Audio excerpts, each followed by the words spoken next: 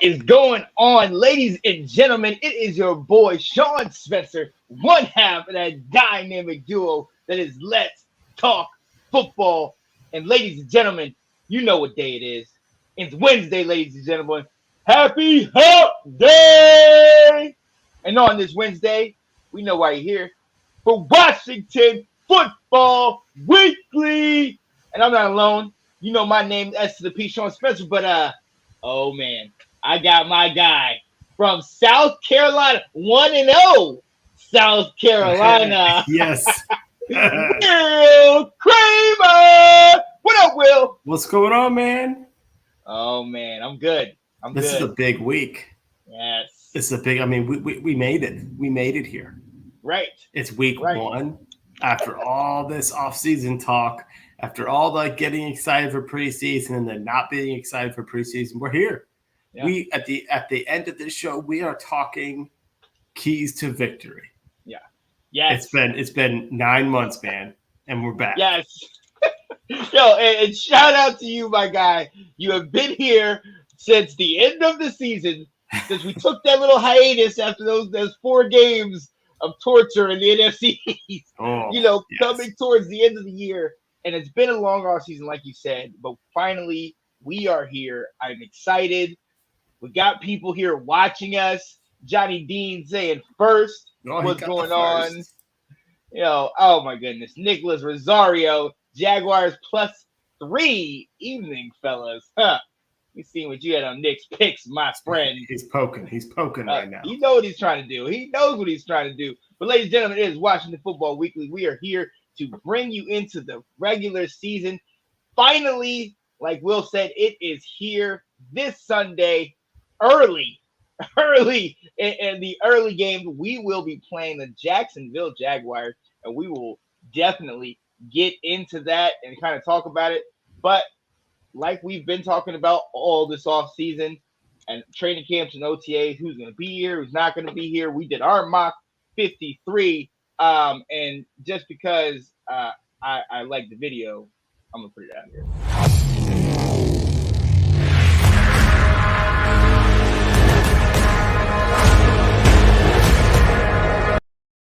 That's awesome. I like the video, so I want to do it. We did ours, but ladies and gentlemen, finally going into week 1, we have an official Washington Commanders depth chart. I'm going to bring it up on the screen, and we're going to go ahead and go into it. Will, talk to me, man. I mean, this pretty much is as we expected, minus a few things here and there. What do you think? It is, yeah, very much so. That kind of as we expected. First one that stood out to me is I didn't know this Sadiq Charles was back at right tackle. I thought he was working inside the whole time. So apparently maybe he can play both, and be that little bit of a swing player. But saw him backing up Sam Cosmi. The one that surprised me most was at offensive line, right guard, Trey Turner, starting over Wes Schweitzer. Not because that wasn't how it started in late June, early July, or late July. It was the fact that we haven't seen Trey Turner the entire offseason. At all. Right. And he's starting on Sunday? Like, what? Huh? So, they must know something we don't there. But that kind of surprised me a little bit. That was like the big one that jumped out at me because I was curious, was he going to be injured and it's going to be, Schweitzer in there? What did you see? Yeah, honestly, I mean, like we said in the beginning, it for the most part is what we expected. Yeah, Sadiq Charles did kind of strike me as strange because we haven't talked about him as a lot, but Chris Paul, with him being that draft pick and then managing to stay on, now we know we got the guy from Jacksonville in this revenge game, if you will, just making stuff up. And Norwell playing against them, but Chris Paul being number 2 it's optimistic that first he makes the cut, and now, okay, he's potentially in there. Norwell had a little minor injury over the offseason, so let's see if he can jump in there, and let's see what he can do. One thing that we do know is through OTAs and through training camp and the preseason, we have had to kind of mix and match with this O-line. So I like that a lot of our guys, even in the second level, have had some time to kind of get the feel of a faster paced NFL football. Yep. So let's move down to the defense and the special teams. Everything here, for the most part, is straight. Smith Williams is over Shaka Tony on this list. Are you in agreement with that? I know we had talked about that. Shaka Tony being one of the faster DNs that we have, but Smith Williams definitely has been playing. Yeah, I think Shaka needs to be used. He's smaller. He's a little bit more of a speed guy, so where he almost seems like, here we go, name from the past. He's the type of like an ND Kalu that you bring in on third down to just he's just blitzing. That's what he's doing. That type of role from which may do him well. And Smith Williams is on his, I think, third year with us. So he's got a little bit more experience there. Yeah. Okay, here you got John Bostic listed as the backup outside linebacker behind Jamin Davis, not middle linebacker. Yeah. Because we only have two. We have an outside and a middle linebacker. This is right. Outside linebacker listed. No other way. But I like that. So with Cole Turner in here now, we've talked about this all off season that Jamin Davis, we just kind of want him to have the ability to not have to think as much, read and react. You know what I mean? Be comfortable. And he's been getting towards that this year. And I'm eager to see what he does coming into this season. But I do like the fact that John Bostic is there as a somewhat safety net. Yeah. Bostic knows how, he knows how the defense runs. And, having him, he's familiar with what we got going on. So I like that. But Will, talk to me about the secondary, man. What is going on in the secondary, or anything that's kind of confusing, especially with what we'll talk about later, Cameron Curl and his injury. Yeah. Well, obviously the corners are in order as we thought. We've got two guys who weren't with us all off season listed as their backups in Wild Goose and Castro Field. So that's a little concerning. They've had a week of practice, and it's not like they're a veteran, so those one guy's a 1-year player, the other guy's a rookie. So the fact that there's a chance they may see the field on Sunday is a little scary. And then I think the one that you're talking about a little bit there is at free safety. We've got the rookie Percy Butler in front of the veteran Jeremy Reeves. Now Reeves, I say veteran. He's been in the league, but he's mostly been a practice squad player who gets brought up when injuries come. But he's played, and we saw flashes in the preseason. So he's our fan favorite. I think I feel safe saying. So I'm a little surprised there, but I do know they like Butler on special teams. Mm-hmm. He's fast. They like his speed out there, and so I think they're anticipating. I think he's going to be a part of the rotation on Sunday, and so that's why he's ahead of him. And where Jeremy Reeves will probably be an inactive. Right. And we know what we're getting with Jeremy Reeves. You know what I mean? And I think that the athleticism of Butler, like you were saying, I think that's the X factor in this. So moving down, special teams, as we know, our guy Tressway, Joey Sly, and Cameron Cheeseman. Now, down to punt returner and kick returner, Dax Milne has both the spots, but Jahan Dotson is back up at punt returner, and Antonio Gibson is back up at kick returner, which means if we have two kick returners back there, Gibson will be out there. Is this to be looked at as a demotion, or is this the more things you can do, the better for the team? Yeah, I think I don't look at it as a demotion. I think if Brian Robinson was healthy, Antonio Gibson would have been our lead kick returner. Yeah. But I think he's listed second because the idea is Milne is going to be the one either out there or primarily being the one fielding the kicks. Right. Because Gibson's going to have a larger role on the offense running the ball than they originally had anticipated. So I'm not necessarily seeing this as a demotion yet. Yeah. You know what I did see, actually, if you go back up to the offense, look who's backing up Terry McLaurin. I noticed that. You know what that means to me? He ain't seen the field. No. When is Terry not playing? Right. When does he rest?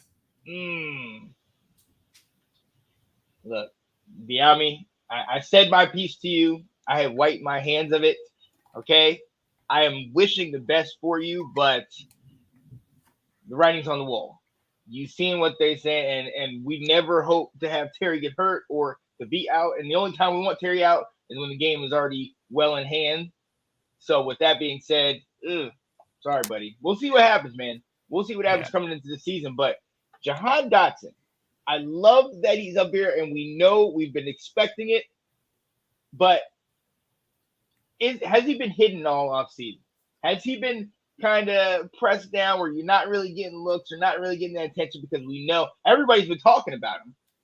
But what are we playing a certain little strategic game there? I think so. I try to say that all preseason, like, hey, don't worry that he's not flashing right now. Like that, these games don't matter, and I don't think they want to show it. It goes back to hearing Jay Gruden talk when they figured out what they had in Terry McLaurin. He didn't play him at all in the preseason, right. So he surprised Philly by burning them, and they were like, "Who is this guy? What is this player?" Because he said we knew what we had. We weren't going to let anyone see anything. So I'm not worried one bit about what he's done this preseason. I think it matters more what you see during the 11-on-11s at practice and hear from the reporters saying how he's catching everything, he's making plays, etc. And even the DBs are talking his praise. Right. He's as advertised. And that can only be great for us with McLaurin there and a healthy Curtis Samuel, which I'm excited to see. There hasn't been any talk about that. Shout out to Andrew Bear, Northport Dynasty. I thought you loved Diami. You know how I feel about that guy.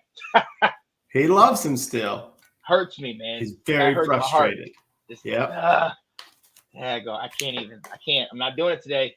All right. No, you got your rant in last week. Right. I was like, you getting all this mad over a preseason game? I said you wouldn't understand. No. Been dealing with this all off season. Oh man, yes, buddy. So that was the official Washington Commanders depth chart going into week 1 against the Jacksonville Jaguars. And hey, with what we got, with the injuries coming through the offseason, I'm good. Mm-hmm. I'm good. All things considering, with our star running back having been shot and all that situation, right. with all the injuries along the offensive line and everything, all things considering, I think it's good. And we're ready to go into week. We'll talk about that. Yeah, we'll talk about that in just a minute. Dun, dun, dun, dun, dun, dun, dun, dun. Let's go. The Washington Commanders. There it is. Yeah, buddy. What is going on, ladies and gentlemen, on Washington Football Weekly? We are here on this Wednesday, myself and my guy, Mr. Will Kramer. As we've been talking about, we showed you the depth chart. Now, the thing that we've been focused on. Yeah. We can talk about it with injuries. Okay, all right. The thing we've been focused on and spotlighted the last couple of years since we've done this show, and the thing we've most been worried about, that injury bug. So let's just go ahead and dive into it. Will, we're going to go ahead and start with the injury list coming into week 1. As recent as today, it was broke down into 3 categories, right? You said yes. So full, limited, and did not practice. So let's go into full. What you got, man? Yeah, and this is just today. So it's just Wednesday's practice. And what's kind of funny, maybe funny, is this is the first time Ron has to talk about injuries. And he's been, the reporters have been asking him all off season, and he'll kind of be like, I don't have to tell you anything. Okay, moving on. Next question, which I get, but when we talk about one of our big storylines of the year, some transparency would have been nice, and it probably would have prevented what came out last night if there was a little bit of transparency. But so first time they have to reveal injured reports. Full playing, Trey Turner, Phidarian Mathis, John Bates. What sticks out to me is, Phidarian Mathis is going to be, he's part of the D-line rotation. So good to have him in there. John Bates has been nicked. I don't think he played all preseason. we've been worried about him, but if he's full go, that means he's ready to go against Jacksonville to kind of be that player who's not so like predictable. He's mostly blocking, but he can also go out for passes. So I think that will be helpful. And then the big one for me was Trey Turner. I saw him on the depth chart listed number one, but he hasn't played all preseason. I wondered, is he going to be ready to go week one? We haven't seen him. So I was kind of thinking that Wes Schweitzer was going to be our starter at right guard, but that, it looks like he's good to go. He's a player that coaches are familiar with. He was with them in Carolina. So I'm not too concerned, but I am slightly concerned that, even if he's just back at practice right now, what's the camaraderie there if Schweitzer's been getting most of the reps? Right. And that's a lot of it is that chemistry that you want to have. That's that's interesting. And I love John Bates though. I like that he's full participation because we've talked about the tight end position ad nauseum about just Logan Thomas. Are we going to get him back? Finally, we got him back. Then our guy Cole Turner, who we're going to talk about in a minute. John Bates has been something that was a bright surprise a year ago. We were excited about that, and then to have that definitely kind of is like, okay, good. Now we're good. Going into week one, having those two tight ends, knowing definitely about what Carson Wentz loves to do, which is throw to his tight ends up the seam and things like that. So I love that John Bates is on here, but go. Let's go down to limited. Let's go down to who's still Speaking of tight ends. Right. Speaking of tight ends. So we've got limited in participation was Cole Turner, Logan Thomas, and Cam Sims. Yeah. All right. So here's one that surprises me. Logan Thomas does not. Cole Turner does. Because he told reporters he's all in week one. He goes, I'm good to go. I'm fine. Hamstring's fine. I'm ready to go. And that's what he's been going with. And again, this is just Wednesday. But I guess I was expecting to see him under full participant if he's telling everybody I'm good to go. And Logan Thomas being on there doesn't surprise me. I think we're going to see that. I think Logan Thomas, if he plays in week one, is going to be on a pitch count. He's going to be out there for less than 20 reps, certain situations, red zone, third down, where he can make an impact and then kind of get off the field, and we can go with other packages. So I'm not surprised to see him on here. The fact that he even plays week one is great. But like I said, Cole Turner, if you're hearing from him, I was thinking it was going to be a little bit more practicing than he did.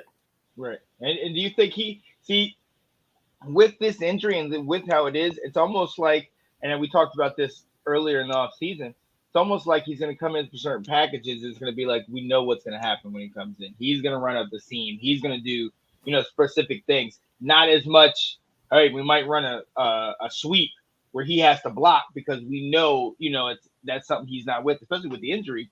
Yeah. I think it's going to be interesting with that because we still kind of want to, thrust him in with his talent, and especially in the past with his pass catching ability. But at the same time, you are a liability if you can't block. Right. You know what I mean? Right. So we're gonna kind of still try to see that. But our guy that needs to daggone pay rent in the organization, who's been here so many years, Cam Sims, he's back here on the injury list. I mean, talk to me. What's up with him? Yeah, so he's got a concussion. Is what he's dealing with. So I think it may just be kind of a slow recovery that's happening. We'll have to see, because obviously besides our tight ends, he's our only receiver with size. So there can be some crucial downs where he could be helpful for us, especially since we're all calling him our fourth wide receiver. So you'd rather not be out your number 4 guy going into week one. Yeah. Now we do know that if by chance he is hurt, then up the depth chart moves my guy. Dax Mill. Yeah. Right. I know. But my guy, Diami, moves from 7th to 6th. Right. We're trying. I'm trying to be positive this week, Will. glass half full, man. I've been trying to go with the glass. This ain't Diami's week, okay? No, it's not. I don't even know if he's going to dress this week, but there's 17 games. There's 16 other opportunities after this one. Get there, baby. He can get there. Here we go. We got to play Chicago one of this week, so that'll be a play. Play the scrubs. Yeah, right. Play a second team. What up, Nick? Let's get it. You hearing me? You still listening, Nick? Right? Shout out to the people in the comments. Anthony Handy saying, yo, Andrew, hashtag go Gators. Football is back. And take Tebow with you. These people. Hey, don't hate on my boy, Tim Tebow. Hey. Oh, Timmy. Football Jesus here. Oh, my goodness. Sean, I heard they're changing the name to Washington Steamrollers. I mean, we're going to steamroll the competition. That's what I heard. That's what I did hear. All right, come on with it. But look, so we know about that. We know who's limited and all that's good. But somebody didn't practice, and we talked about it kind of last episode, and now it's still going, and he's actually in a cast. Cam Curl? Right. What? Yeah. What? Come on, man. Talk to me about this. Yeah, so Wednesday, all of a sudden everyone's like, whoa, why is Cam in a sling? Right. Now this week it's Cam's in a cast. He's got a club on, he might have a club on his hand. He did not participate. And they haven't ruled him out for Sunday. So I don't think he's going to participate in much of practice, maybe just walkthroughs. There is a chance that he still can play because it is his hand and they can wrap it up and stuff like that. This is a big concern to me. Yeah. I'm not sure how you feel about it, but we've been talking a little off camera here. And Ab's been, bringing some good points that he can still run around. He can still make some plays. I think from a safety standpoint, I almost feel like, well, he's probably not going to make any interceptions unless you hit him in his breadbasket. If your hand's in a club, what I'm trying to think is it goes up the air that he just kind of has to bring it down like that. You see these on offensive and defensive linemen. I don't know how often you see DBs with clubs playing out there because how are you going to make picks? And I still think you can body tackle someone, but I still feel like the use of your appendages is important as a defensive back. And when he's got a thumb issue that's going to kind of break all that. I don't know. Maybe he'll still have access, but this is a wait and see. But this is a big concern to me since he is one of our, he's our best safety without a doubt. Yeah, no, I got to bring in our guy on this one. Our guy Anton Benton, man. And because when we've been talking about this and as it's progressed, it's just like you just continue to be like, what?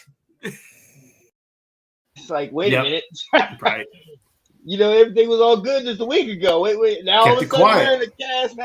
Come on now. So we will see how this progresses and how this translates into the first game of the year, because this is not something you want coming into the first game. Because talking about Reeves, talking about some of those guys, Percy Butler, we're switching some of those guys in, and now you're working with, or not Reeves, back up. With Cam Curl? Yeah. You talking about Derek Forrest coming in? Forrest is what I meant. Who's most notably a special teams guy. Yes. Mm-hmm. So, you know what I mean? There's a notable drop off, and we've had so much great expectations for Cam Curl with how he played early in his career. You know what I mean? So this is obviously not something we are excited about, but we shall definitely see how this stuff plays out, because there are more injuries than just that, Anthony. I love home improvement. Yep. My mom absolutely loved that show. Man, to that character, man, would not make it in today's society. No. One bit. No. Now he has his other show with Tim versus the World or something like that, where Tim and there's all his daughters and stuff. I've watched that, but that's more kind of trying to bring that into this. Into the really? New era. Oh, it's interesting. Oh yeah. Yeah. Oh man, how can you forget? Oh, he's got jokes. He's got jokes. Oh, there we go, my guy. But so the injury bug is still upon us. We're going to continue to monitor these, and it's actually going into the season a little bit more than we might like. we do need to quickly move on. But when we return, ladies and gentlemen, we are going to hit you with something that we definitely need to get into, the storylines of 2022. Be right back. Dun, dun, dun, dun, dun, dun, dun, dun. Let's go. The Washington Commanders. There it is. Yeah, buddy. So coming into the 2022 season, we know what happened to us last year. We know this is third year for Ron Rivera, Carson Wentz under the helm. You know, the issues at running back, wide receiver, Scary Terry is signed. Defense, there's some issues. Injuries, we just discussed, and I'm going to start with this. We discussed this before. We've been talking about it all off season, but apparently things have kind of got a little bit worse. Chase Young. Let's talk about his rehab and his return. We had expected him to come back potentially around the bye, maybe midway through the season or a little bit around there, a little later. But now there's talks that he potentially re-aggravated the injury. What's going on, Will? Yeah, there's also there's a lot of questions out there as how legitimate is this report. Right. It didn't come from a national news media. It didn't come from a local guy either. I'm not really sure who this person is, but essentially he said that Chase Young re-aggravated his knee injury in June at Von Miller's pass rush camp, which would set him back, and so therefore week 1 is not an option. I don't know how accurate that information is. Right. One of the reporters, JP Finley, came on the radio today to say that it's inaccurate, and that the guy's tweet was mixing a little bit of truth, which was that he had to have surgery and that has delayed him, versus opinion. And he didn't kind of talk about it because, he mentioned he saw Chase with the limp at the Ohio State game this week, So what I'm understanding of it, what my thoughts are is I would imagine that Chase had a setback in his rehab. Yeah. I think that part is true. We don't know the timeline. Okay. I'm not an orthopedic surgeon, but is it possible that he had multiple surgeries? That did they go in and have the surgery? He started a rehab. Things weren't progressing. They realized, okay, the next thing we need to do then is grab a graft from your other leg and that will help. Right. Is it possible they discovered that when they opened it up the first time? I don't know that stuff. Is it possible that while rehabbing, he did something that bothered it? That caused him to hit pause. You need to ice it for a couple weeks, and then we'll kind of start up again. Maybe. So I think that part of the guy's report that Young hit a snag in his rehab, that's probably true. Yeah. I bet, but we just don't know when. I also think it could be true. He was doing a lot of rehab all over the place. He showed up at some of the OTAs we had in the spring, and he's been at minicamp from day one. So he's been here. But he was doing a lot of his rehab away from the building. And it probably is true that the coach's preference would have been that he's here under their direct supervision. They see everything. Because when you're out in California or Colorado or Arizona or whatever, they don't know what you're doing there. You could be going on a different plan. And I certainly feel like it did seem like Chase had a rehab plan with his trainers, with his team, that type of stuff. It may not jive with what the Commanders wanted too. Right. But this seems to be a little bit more of an opinion piece as opposed to having factual evidence. Yeah. Right. And it even from what it sounded like, it was kind of like, really, and then the timing of when they're saying it happened to now all of a sudden it's coming out. It's kind of like, okay, really, that hasn't been, talked about by anybody. All of a sudden you got this groundbreaking news. And it was kind of like, right. That's interesting. But I do think it does talk about an issue that has surfaced a lot in our Washington community, like over the off season. You talk about Chase and his team and going potentially elsewhere to train and stuff like that. We know about that when we had, Santana Moss and Clinton Portis and even back to Sean Taylor going back to Miami and training with those same Miami guys and things like that. So it's pretty interesting to see, because I know some of the team maybe not be as excited that they're going elsewhere, but you want the peak performance, and they need to go where they're comfortable. But it's that limbo that you're in right there.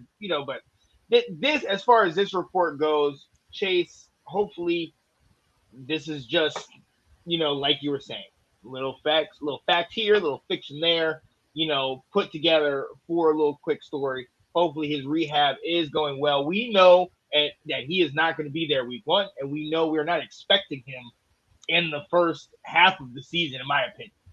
You know what I mean? I'm down that final stretch, then it's like, okay, cool. Now I'm thinking he should be there. If he is still having these type of issues, then yeah. But that is definitely something that we need to watch this entire year to kind of monitor, because look, this is our guy. This is the guy that we are definitely expecting to make big moves. But I think this could be a non-story if Ron Rivera would have been a little bit more upfront with everybody. Right. And he's got this, he doesn't want to tell you, he's only going to tell you a little bit of what he has to. And I think that at the start of training camp, when you have to announce your PUP list, and he went through the timeline of players, and he said Chase would probably be the last one to come off of it. All right. He could have explained why. Right. He very well could have said, he had, because Logan Thomas had a knee injury after him in December. Chase has happened in November, and Logan is coming back. So, there's a little bit of like, hey, explain yourself here. And he could have said, in the offseason, this surgery had to be done. It requires a longer rehab. It means that he would not be as back as soon. He's working things. He's progressing to get to it. But he could have said, we don't know how many games, but we know he's going to miss a significant portion of the beginning of the season. Right. You could have just said that, and you're not spoiling everything, but you're giving people it squashes reports like this. Right. Giving them that amount of information that will be like, all right, cool. All right, we're good now. But it's very interesting how they played that, and we do not have the best rap in Washington for how we've played injury issues or handled them in front of or behind the camera as Trent Williams. So, hopefully he can get back to being healthy and we can go ahead and take care of this whole situation. But we are going to dive into it. Actually, you know what? Let's stay right there on the defense. We absolutely know what he is to our defense, but we are not without some dominant pieces on that D-line. We got Jonathan Allen, our consummate, our captain, our leader, one of our guys on the D end, one of the faces of the team. We got Deron Payne playing solid this year, or at least up through training camp preseason, because he wants that contract. He's one of those that is expected to get paid this year. Our rookie, Fadarius Mathis, and that three-peat with Montez Sweat over there. We have the D-line. We have a solid couple pieces. Behind that is when we start kind of saying, we have Holcomb. Who? Holcomb? Yeah. And now with the injury to Curl, it's like, so we have a good D-line, but our defense and Jack Del Rio, what is he going to do this year? Are we switching it up, man? Like, because this is what I'm sweating about our defense, man. Certainly. I think it's the biggest concern going into this season is the defense going to improve? Because whatever they did last year is not good enough. No. They were 25th or worse, or in some categories they were the worst defense, like third down and stuff. We're very poor in third and long, and we kind of all started freaking out because we saw what was happening against the Chiefs. They were torching us on third and long repeatedly. Yeah. And so it's like, well, wait a minute, what this is happening again. And then the fact that you had all off season to address some of these stuff. You had all off season to bring in a linebacker, another safety, another corner to play because St. Juice was out. Yep. We had all off season to fix some of the parts here, and we did nothing. We drafted a safety, we drafted a D tackle. Think that's about our big changes when it comes to playmakers. They're anticipating Jamin Davis making an ascension in year 2, and they're anticipating only playing 2 linebackers out there. So, he can cover more ground and use that athleticism. out there. We got to hope it comes together because, it's been a little bit of a struggle here recently, and there just kind of seems to be some type of friction. But I'll tell you this, and I'm kind of going to explain why I'm always on the coach's side on this, is Jack Del Rio became a head coach because of what he did as an assistant, with Baltimore, and he's been around the game for a while. So I just feel like this guy knows what he's doing. We've had some bums as defensive coordinators here under Jay Gruden's time and stuff. And I just feel like we've got a smarter guy in the building. I just need to see it translate on paper like it did in 2020 with an asterisk. Now we're playing a real competition. Right. So I have belief in him, but we got to see it. And he's got to make the changes that we see that don't seem to be happening. Right. No, absolutely. And look, we've seen what he's done. Like you said, he's coached. He brought the Jaguars to dominant form. He had the Raiders, doing good things. So we've seen what he's done as a coach in either assistant or head coach level. We know what he can do. But what I'm eager to see, and I talked to you about this before, we got two other new coaches that we picked up over the offseason. Jeff Zgonina and Ryan Kerrigan came back to assist and help out in coaching. Having those heads, people that have been veterans in the league, one who had Super Bowl playoff and Super Bowl experience, and another that knows the culture, knows the room. A lot of these guys know him from playing with them 2 or 3 years ago. I mean, this can only be beneficial. I want to see what kind of improvement that makes. We talked about how last year they might not have had some of those voices in the locker room that could have settled situations down. Obviously, to the point where in Dallas, Deron Payne and Jonathan Allen swinging at each other, and you still have Milo Eiflet with no visual. Yeah, who? Right, you know what I mean? So it's just, we know how high we can get when we were with top 5 defenses and everything was great that one year when we weren't really playing anybody. And we know what happened last year when we basically imploded. So this is a figure out year. We have the pieces to do it. Chase will come along when he needs to, but I don't know if this is sacrilegious to say, but I kind of glad that Chase is not. There's a lot of chatter when Chase is in, like, we're going to do this. Like, look what we dealt with last year. We're going to break the tag team sack record and da-da-da. You haven't really heard a lot of that chatter when it's just Montez Sweat out there. You know what I mean? I kind of like, okay, let's just play. Nobody's expecting it. Let's play good ball. We know what we expect our offense to do, but let's our defense hold your own. You know what I mean? Bend, don't break. I don't have a problem if you let them go 80 yards if you hold them to a field goal. You know what I mean? I'll yell at you the whole time down the road at my screen as you let them go all the way down. But if you hold them to a field goal, bend, don't break. Right. Okay. I'm not expecting top 5. I'm expecting let's just survive. Sure. Let's survive. Absolutely. And the reason why I'm expecting that, we got a new quarterback. We got a guy that we think could definitely bring our offense up a notch. Is one of the better quarterbacks that we've had in a long time. He's got an arm. He has talent. We know what the detractors say.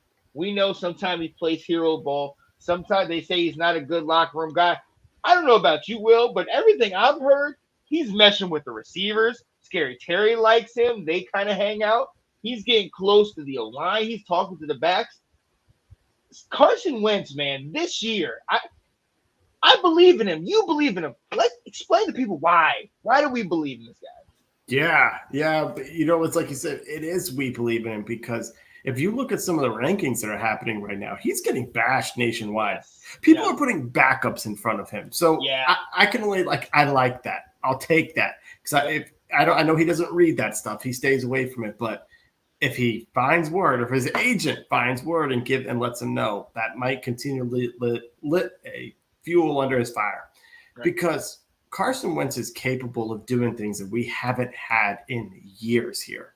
We haven't had it since Kirk Cousins, and Kirk Cousins was so stat focused because he knew he was going to get paid. and he wanted to have those stats up. So he was so careful with where he was going to throw the ball, where Carson can let it rip, in a way that we haven't had a chance to see in so many years. And I think it's just going to give us that offense a greater chance to thrive.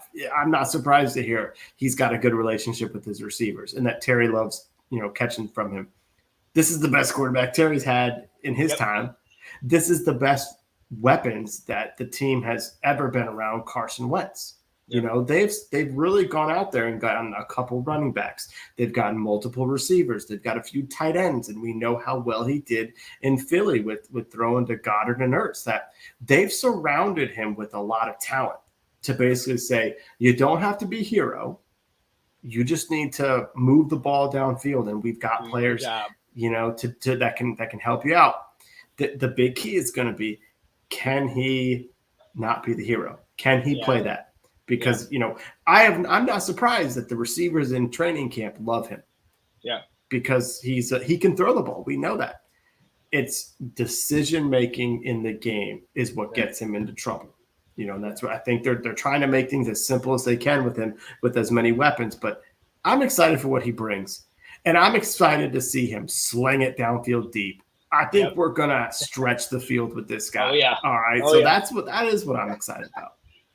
We have so many weapons for him to play with, and he's already kind of gotten sacked a couple times for looking downfield where he's looking, and it's kind of like, what?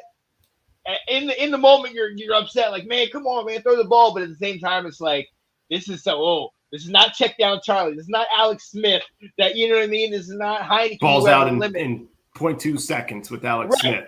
Right. Carson is sitting there like really honing in to get a deep ball. We're going to have big plays this year, and I'm excited for that.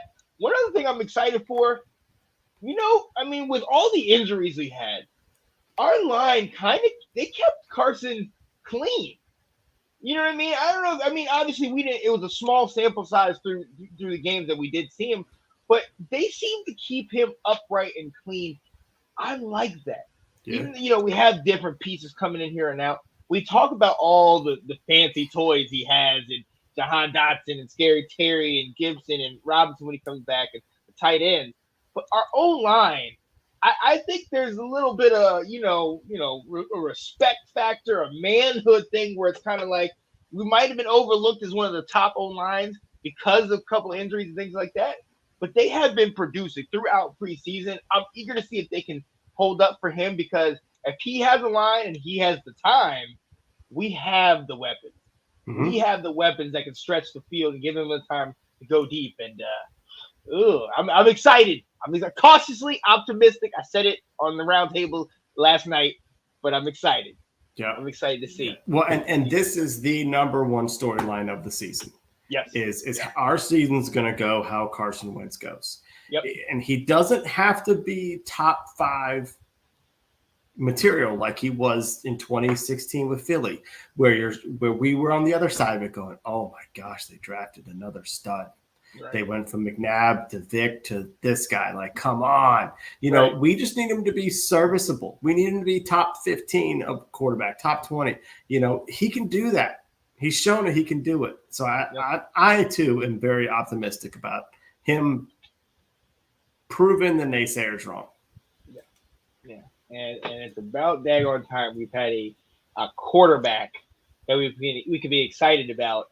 I foolishly jumped on the Fitzpatrick train a year ago, the train that had no conductor and was over before the first half of the season. So sad.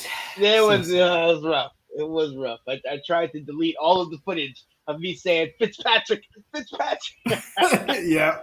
Oh man, I was shouting his praises, man. But look, Carson Wentz, I think we have something that could definitely lead us into, the next year or two, not trying to get too far deep into it, but a big part of Carson Wentz's success is the success of our offensive coordinator, Scott Turner, calling the plays, and he's called the plays with the Alex Smith. He's called the plays with the the Taylor Heineke's, the 4 different quarterbacks he had it.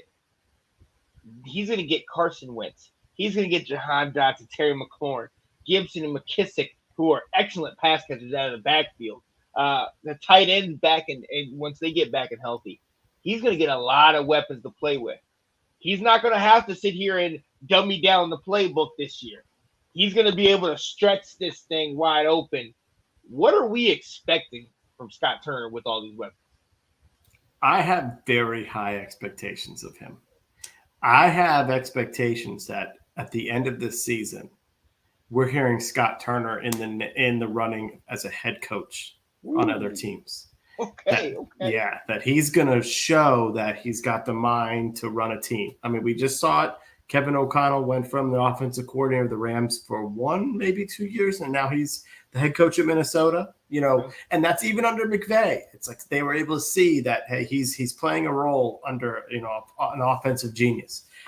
But because Scott, and like you said, in his first year, he had a quarterback who couldn't run, who couldn't leave the pocket. So he had to throw the ball early and quick. Then last year, he had a quarterback who couldn't throw it more than 15 yards downfield, and he had to really limit and be careful these first 2 years as to what he called. And now he's got all the weapons in the world. We've got a plethora of receivers who can scoot. Yep. We got running backs when we're all healthy that can be mixed and matched and exploit defensive weaknesses. We've got tight ends. You said it. So now we need to see it, Scott. And I believe in Scott. I believe in Scott maybe more than I believe in Carson Wentz. Ooh. I think because he comes from a smart family. Norv Turner, I think, is one of the best offensive minds.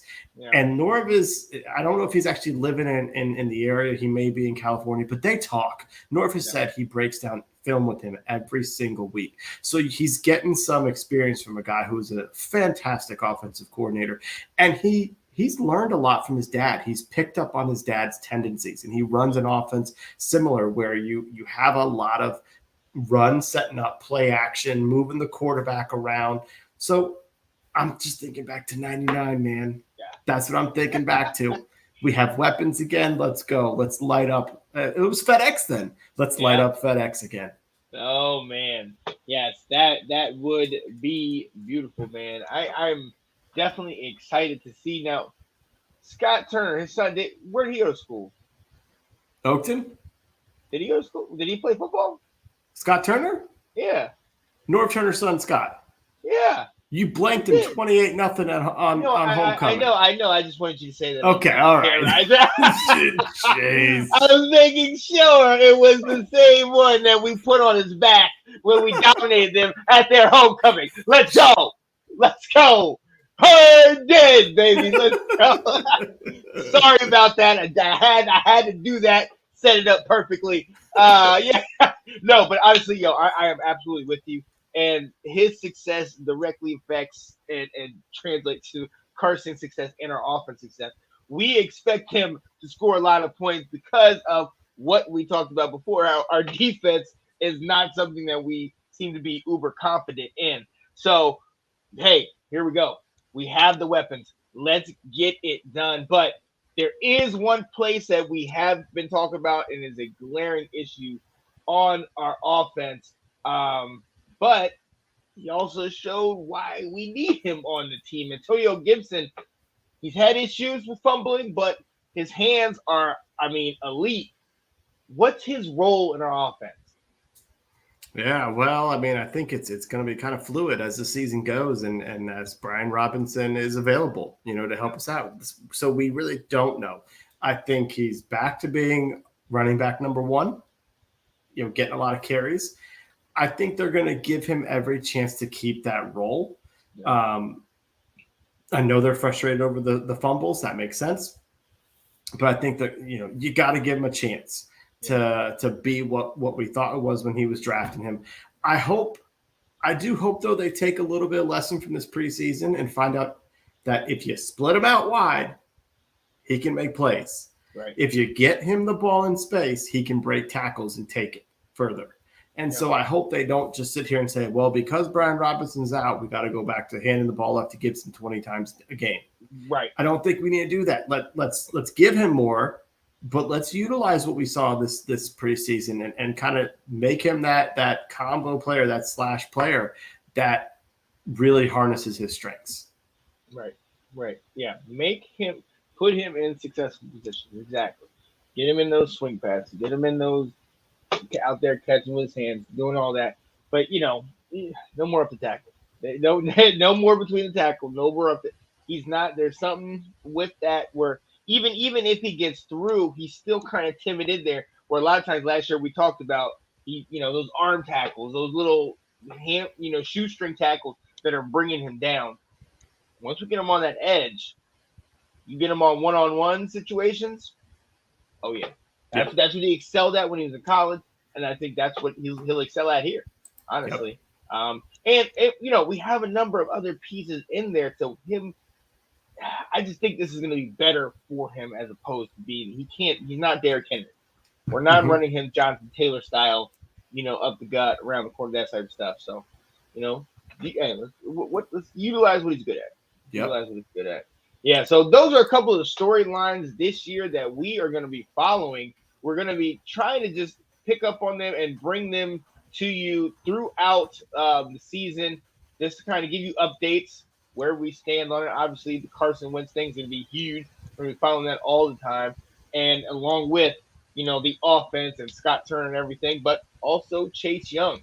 When are we going to see him this year? Where the Chase Young watch will officially start week 1 and see how long it goes and that defense with Jack Del Rio. And also, look, we got to be honest, like we all know it's all business in the locker room, but there were comments made that we addressed a couple months ago from Jack Del Rio.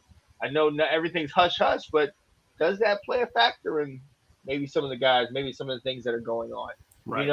What voices are being heard and what are being talked about? So, there's a lot of different storylines, but we are eager to see how these things play out. So, ladies and gentlemen, bear with us for the season, man. It's going to be a good one. It's going to be an absolute good one. And can't wait to see who we play first. Dun, dun, dun, dun, dun, dun, dun, dun. Let's go. The Washington Commanders. There it is. Yeah, buddy. Week 1. Finally. Here. It's here, buddy. We've been waiting for it. We've been talking about it since 2/2/22 when we were on here talking about the Commanders, the new name. When Doug Williams wouldn't even say it, he said, "Jonathan, how do you feel about it?" Because I don't even want to talk about it. We've gotten through it. We've gotten fillers. It's gotten comfortable. We can wear it. We like it. It's okay. Right. But I got it. Hey, I see that. I noticed that. I waited till week 1. There we go. Did you sneak it in? Did you sneak it in? She doesn't know. And we will keep your secret here on Washington Football Weekly. Let's go. But ladies and gentlemen, we are playing in week 1 the Jacksonville Jaguars. And listen, right there. Exactly. Tomorrow. It's a good the one. First game is back. Ooh. I need to figure out how to watch this. Is it true that you only can watch it on Amazon Prime Video? Really? Yeah, they paid a boatload of money. So I got to check this out. I'll have to look and see. Because I've always just watched it on NFL Network. Right. Yeah, I think we got to look at this because you may be. Yeah, I don't know if it's playing everywhere. This is where we're at, man. This is definitely. There we go. There we go, full bear. There we go. See that? You have not because you asked not. Ask my guys. Free stream. I like it. There we go. I like it. My guy. I'm with it. Yo. So, hey, week 1, we are playing Jacksonville. Yes, Jacksonville did get the number 1 pick in the draft. Got Mr. Trayvon Walker from Georgia. But this team, I don't think they're going to be somebody we can sleep on. Ladies and gentlemen, a year ago, we faced a team that I think is kind of similar to what Jacksonville is going to be this year in the San Diego Chargers. We were doing pretty good, even after Fitzpatrick left us.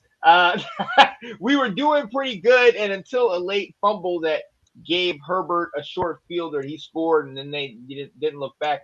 We ended up losing that one, but it was it was still a solid occurrence. But I think Jacksonville might be something similar to that. Will, what are you thinking, man? You've got high praises for the Jacksonville Jaguars. I'm telling you, man, they made a lot of moves. I like Trevor, man. Trevor had over 3,500 yards. Everybody sleeps on the guy a year ago because the team was terrible. So. Yeah. I don't know if I'd compare him as far as Los Angeles just yet. But I do think they're going to be much improved. And I think just the fact that they got a legit NFL head coach shows that they probably were, like you said, we're not how many games did they win last year? 1 or 2, maybe 3. They were probably much worse because of Urban Meyer than they actually had on paper, and him not really knowing what to do, And so I think they are going to be improved. I'm not as concerned as you are, and should we happen to lose to them, I will be even more concerned about our team as opposed to like after when we lost to the Chargers. I'm like, hey, they're a good team, and we went toe to toe and made some mistakes, that type of stuff. But I think, to me, the biggest it's the unknown with them. The fact there's a brand new coach in here. All right, so we don't, yes, he was in Philly, so you might be able to take some of his schemes from there, but. But we don't know exactly what he's going to have drawn up on week 1. We also got to remember Doug Peterson came from the NFC East, and Doug Peterson had Carson Wentz as his coach. Yeah.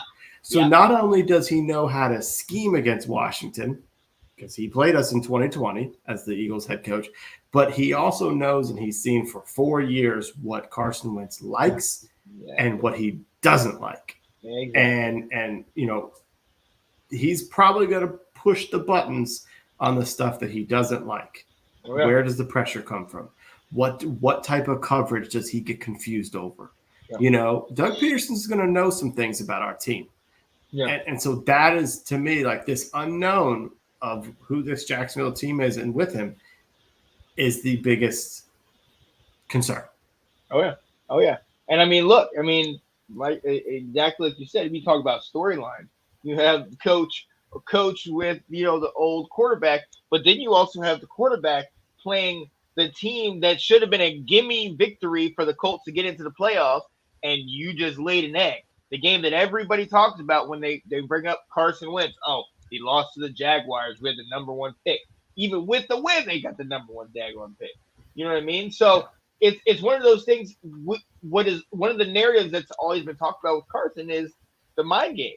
Is he mentally back from the injuries and all the talk and everything? You talked about him not, listening to social media and anything like that.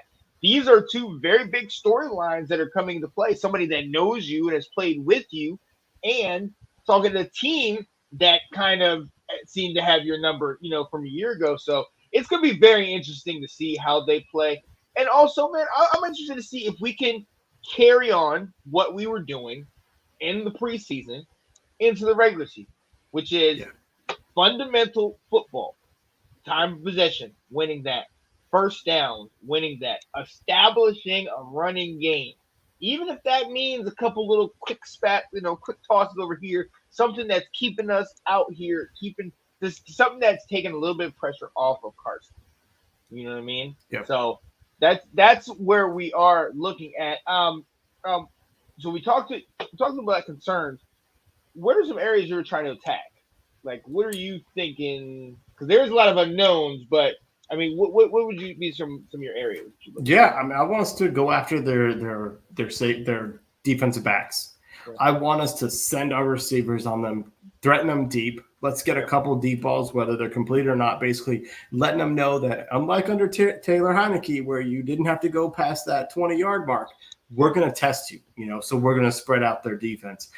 They've got some young guys in the secondary. They've got a young corner, Tyson Campbell, they drafted, in the second round the year before. They've made some free agent signings with Rayshon Jenkins and Shaquille Griffin. But I want to test these guys out. Yeah. I want to see Terry go up against some Jahan Dotson. We said, hey, we held you back, but now we're going to take the training wheels off and go show them what you can do. So that's what I'd like to see, because I am concerned about their linebackers. They've drafted Walker, like you mentioned. They drafted Devin Lloyd, a middle linebacker, inside linebacker. They got the guy from Atlanta who might have led the league in tackles last year or was way up there. He can run. I can't pronounce his name. Yeah. They got Josh Allen. So they've got the ability to pressure us. So we need to work on doing things quickly to exploit those DBs. Yeah, absolutely. Absolutely. And that goes to yours. Yours take the top off. Mine is utilize those backs out of the backfield. I'm not looking for us to go up against their front seven with, I form, straight up the middle. I want McKissick and Gibson out of the backfield. Utilize what, makes them so great. We've seen what McKissick can do, and we've seen how, hey, Gibby, took that screen pass some, 70, 80 yards down the field against Buffalo a year ago. You know what I mean? So let's utilize what they're good at. Get those D-line and linebackers running sideline to sideline, wearing them out. So if later down the line we do start running up the gut, they're going to be tired and worn out. But definitely test them. I want to definitely get Carson dropping back and 40, 45, 50 passes. I want him tossing it to the back, to the tight ends, to everybody. I want everybody getting some love. I want 9 or 10 different receivers touching the ball. Right. You know what I mean? Get that thing constantly moving. So these guys are having to sub guys in and out as opposed to just our main base 11 is dominate. Right. You know what I mean? You know what I'd also like us to do is I want us to throw out some exotic blitzes. Yeah. Because Travis Etienne not like the one at the Chiefs. We did against Pat. No, not that one at all. They're doing exotic stuff, really? We're just doing 4 base. Right, exactly. Because Travis Etienne has never been in an NFL game to play pass protection. Let's throw things at him that confuses him, and trying to figure out if we're able to, get some pressure on him, get pressure on Lawrence, because their wide receivers don't scare me.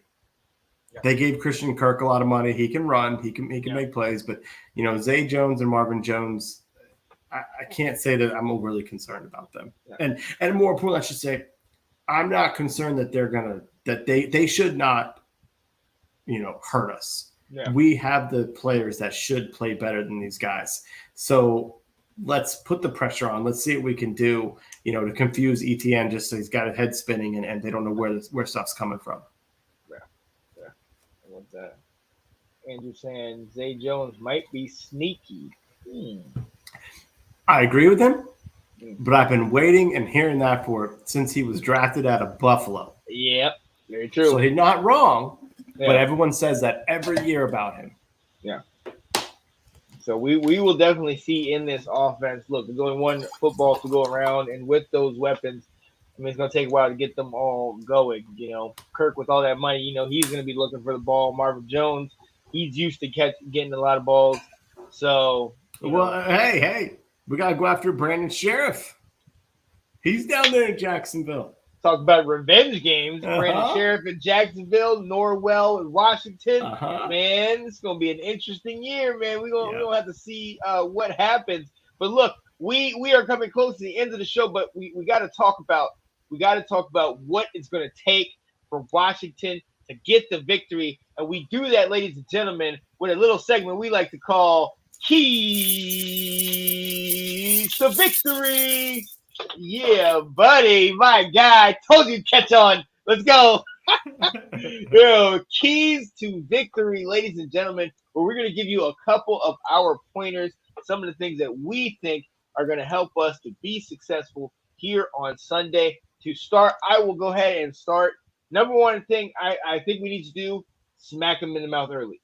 Get up early, meaning deep ball, turnover, something. We have to win the turnover battle, and I mean we had to win it by 1 or 2. Like we need to get a couple of turnovers, create more offense for our offense. And look, we need to be taking it over the top. So what I'm looking at is start early, get that. We need to win the turnover battle and win the time of possession battle, in my opinion. Will, what are you thinking? What are your keys to victory? I'm going hot start as well. Because this is the big reveal. This is finally the Commanders have a game that counts. And I say they need a hot start on offense, defense, in the stands. Yep. They need, there's excitement for this. All right. And you need to keep the fans engaged. And if you're struggling the way many Washington teams do coming out in week 1, then the fans are going to be sitting here saying, all right, well, here we go. This is the same old team. Ab's going to be at the game. Anton's going to be at the game. They're fired up. You need to keep those guys engaged. Yeah. And so it's important that the football team helps the business side by, like you said, coming out hot and getting things going so that the fans stay involved, and hopefully maybe it'll be loud. And maybe if they win in week 1, you can build on that and get some more fans in. Exactly. Building on that. We got to show up. I was there live last year against the Chargers, and it honestly was like a sea of light blue. I am serious. We were in the 400 section, and we looked down, and it was a sea of light blue all around the stadium. They packed our stadium, ladies and gentlemen. So we need to get our people there. That is half the battle. You know what I mean? Like, there would be nothing better than on that first touchdown, and we have a packed house, and we just light it up. Regardless of the song, regardless of whatever, we just sit there and start just fight for all. We sing our song. Let's go. You know what I mean? Mm-hmm. And we go into it. I think that would energize the players. That will definitely energize us as fans, and we've been waiting for it. We really have, man. We have suffered through some years, my friend. Let me tell you something. But I'm optimistic, man. I'm optimistic. Look, I'm going to say it to you. It's week 1. You have to. Right. Yo, so let's give it to it. Before the season starts, we've talked about this multiple times. Let's go ahead and do our season predictions. What do we think is going to happen? And then, record, we get into the playoffs, and how far we're going to go. All right. Want to go? I think I'm gonna stick with the 10-7. I think we can do it. I think we can go 10-7. I think we're going to be vying with Dallas for the final wild card. I think that last game of the season is going to be winner get in. And I think making the playoffs is our peak. Yep. Yeah. No, I got the same. I think 10-7 too. There's a couple games where I'm like, maybe we can get up. But I honestly think that's kind of where we're at. And, I don't think Dallas is going to have as good of a year, but I think there's going to be a couple sneaky wins that we get that are going to propel us later in the year, that are going to put us up there, and we're going to but it's going to be right when we get to the playoffs. It's going to be like that, like you said. That's it. So I'm with you on that. I'm absolutely with you on that. I mean, we've been talking about this week after week all summer, so that's kind of where we've both been leaning.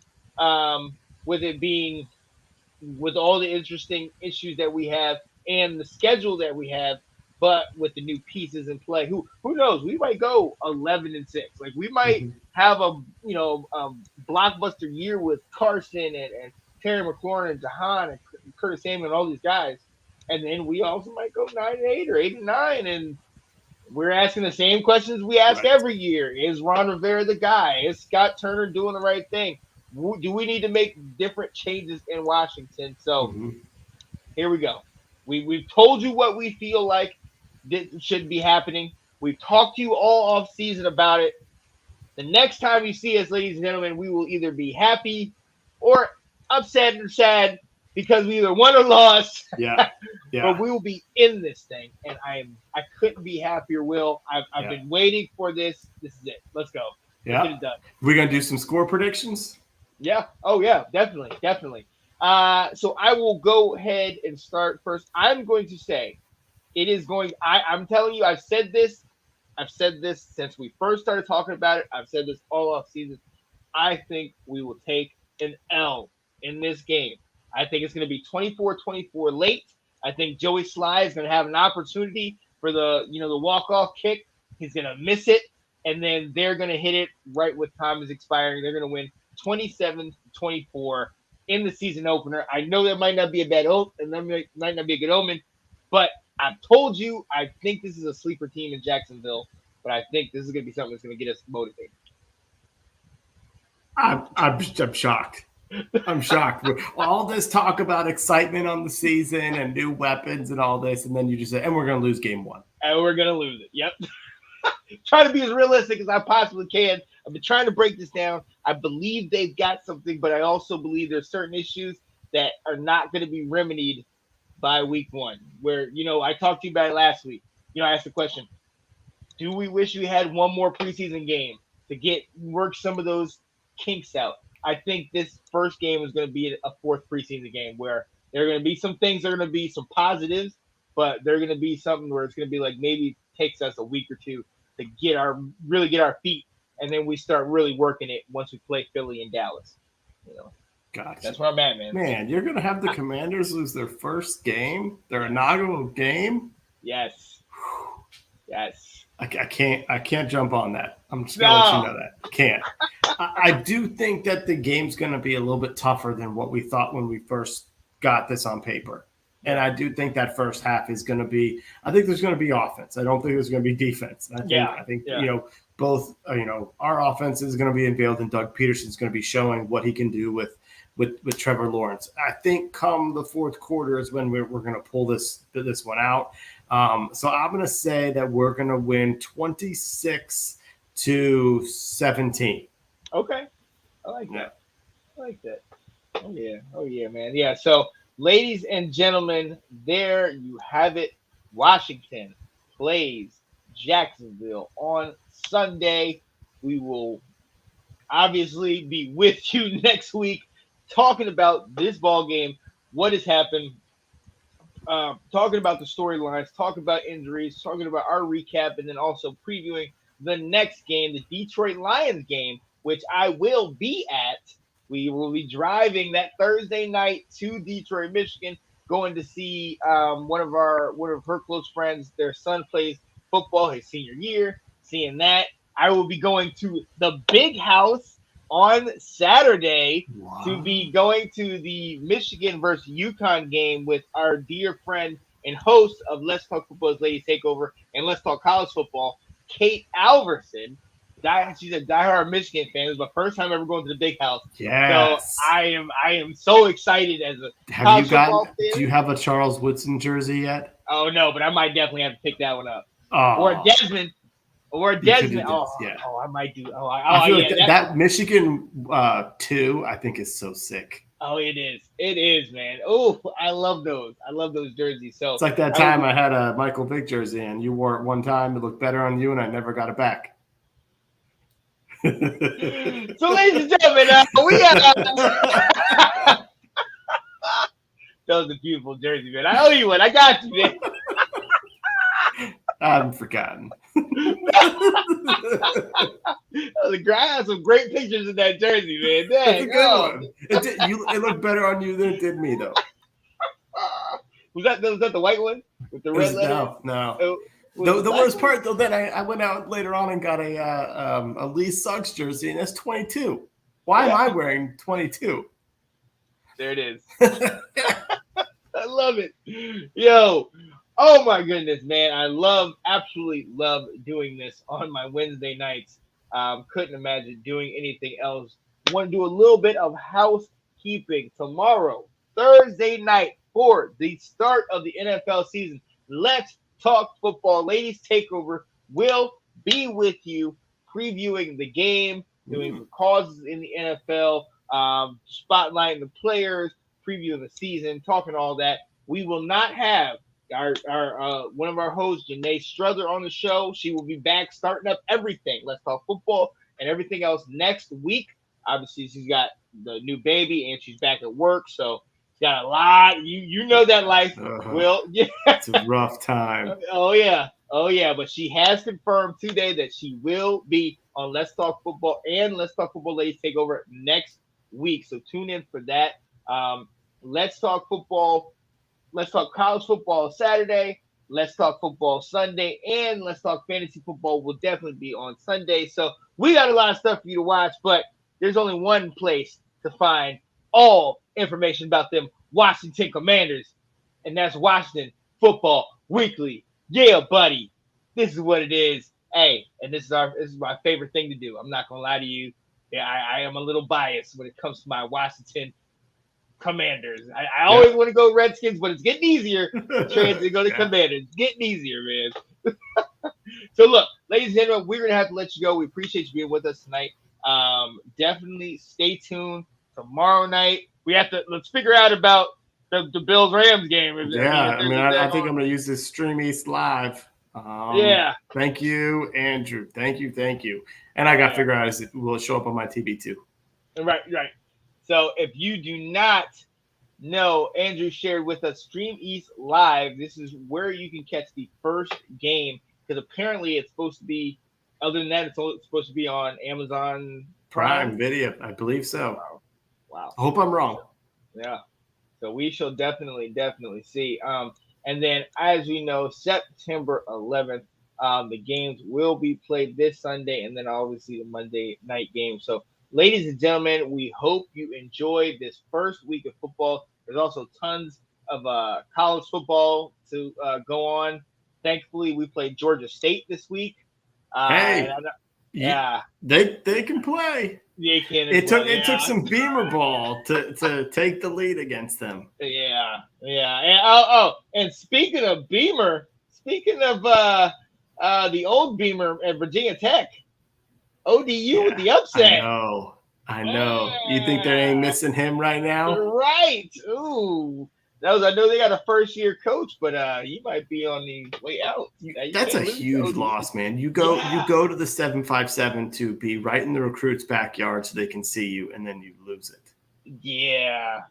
So, that's going to be quite interesting to see how that all plays out. But, we're going to go ahead and let you go. Ladies and gentlemen, man, stay tuned. So much football, so many shows, man. Enjoy it. Enjoy your weekend. Will, my guy, always good. Absolutely always a good time. And we will see you next time. Let me see if I have. Yep, I do. Have it. Peace, people. Hello, everybody. Hey, what's going on, guys? I am Janae Strother. I'm Sean Spencer. We are back. We are back, ladies and gentlemen. I gotta go out and hold up. Come on. The line. The line.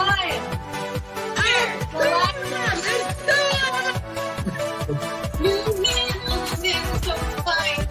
Kirk Cousins. All